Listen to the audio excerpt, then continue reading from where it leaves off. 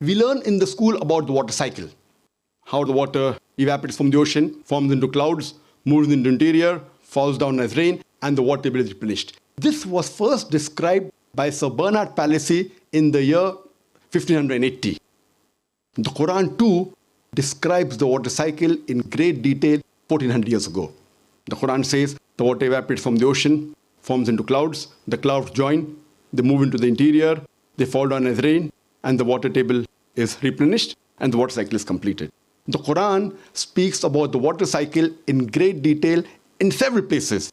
In Surah Az-Zumur, chapter number 39, verse number 21. In Surah Rum, chapter number 30, verse number 24. In Surah Mu'minun, chapter number 23, verse number 18. In Surah Hijr, chapter number 15, verse number 22. In Surah Nur, chapter number 24, verse number 43. In Surah Araf, chapter number 7, verse number 57. In Surah Ra'd, chapter number 13, verse number 17. In Surah Furqan, chapter number 25, verse number 48 and 49. In Surah Fatir, chapter 35, verse number 9. In Surah Yasin, chapter number 36, verse number 34. In Surah Jasha, chapter number 45, verse number 5. In Surah Qaf, chapter number 50, verse number 8 and 9. In Surah Waqia, chapter number 56, verse number 68 to 70. In Surah Mulk, chapter 67, verse number 30. In Surah Tariq, chapter number 86, verse number 11. I can go on and on giving references only in the Quran of the several verses which speak about the water cycle in great detail.